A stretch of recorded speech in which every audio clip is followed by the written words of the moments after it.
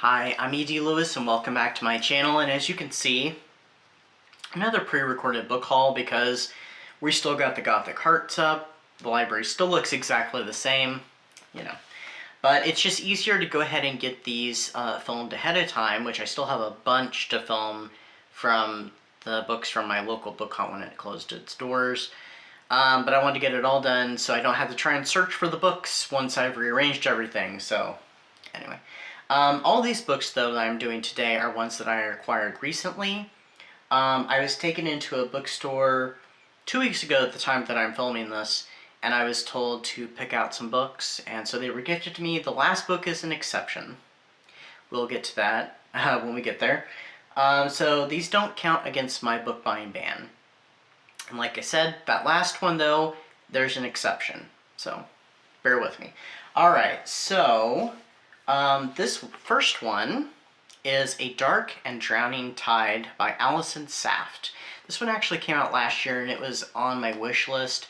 I did try to enter into a Goodreads giveaway and I didn't. I've entered in several of those and I've never won in a giveaway, but that's perfectly okay. So this is the book. Hopefully the light doesn't drown it, doesn't drain it of its color. There's not a lot of color in this cover, but I don't want it to come out too pale. But this is kind of a gothic fantasy, which, by the way, all these books are either they're all gothic. Some of them are gothic horror and some of them are not horror, so. This one I think is kind of a gothic fantasy. I don't know too much about it, but ever since I saw it being advertised before it came out, I'm like, ooh, I gotta check that out. So it's been on my wish list. There's a couple on here that have been on my wish list. This one's actually a replacement book. So I did get rid of my old copy a while back because I wanted to get a really cool edition that was illustrated for my library. I do have a couple of books that are like that. One of them is Dracula that I want to have a really cool edition, and I know what edition of Dracula I want on my shelves. This was not the one I was wanting originally, but once I saw this, I fell in love with it. So this is Frankenstein by Mary Shelley, illustrated by William O'Connor.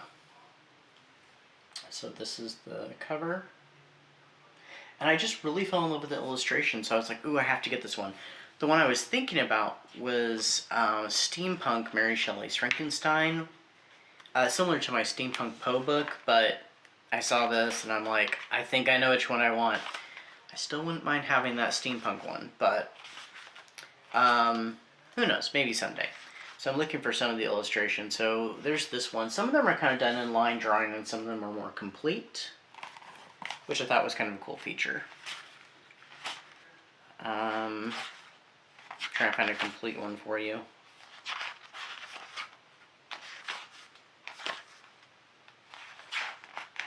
There was also a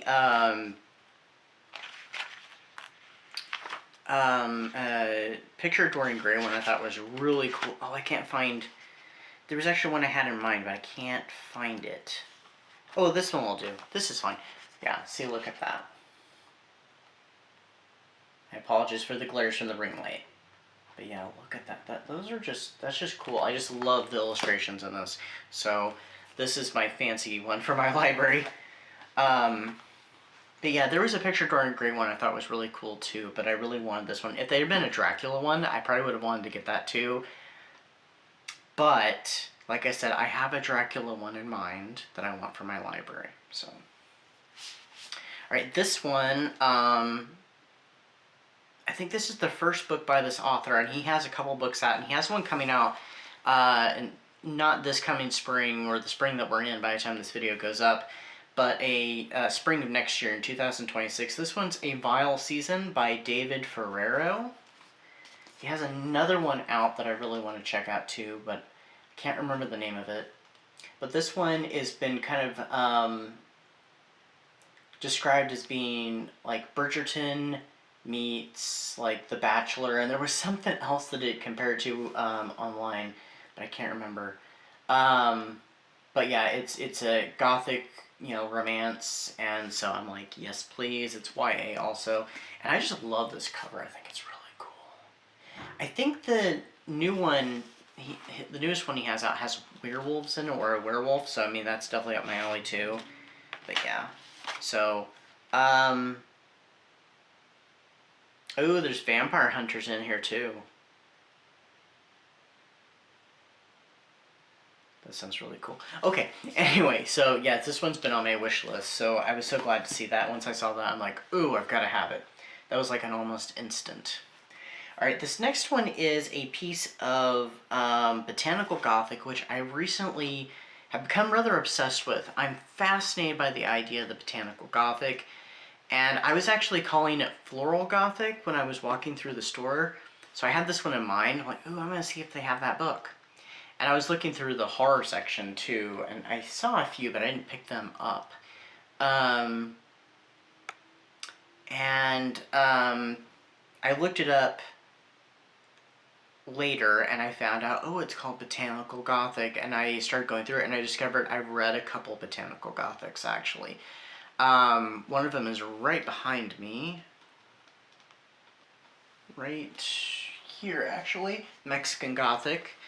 And another one is the Book of Thorns by Hester Fox, which I enjoyed both of those. I like the Hester Fox one a little bit more, but both books are excellent. So I'm very intrigued by this idea of Botanical Gothic. So this one is a YA book. There's actually a new one that just came out fairly recently. This is called Belladonna by Adeline Grace. So I'll have to check this out. The second book I think is called Foxglove. It's showing an advertisement on the back, and the third one's called Wisteria. So, like I said, I'm very curious and very intrigued by this Botanical Gothic concept. So, alright, this next one, I actually saw Aunt Jen at Literary Love 123 that she talked about this book, and she said it was really good, so I was like, and also the subject matter of it having to do with I know I'm going to butcher the name, I'm sorry, La Llorona. So I was like, I saw it, I'm like, ooh, I've heard that one's pretty good, so I'm going to try it out.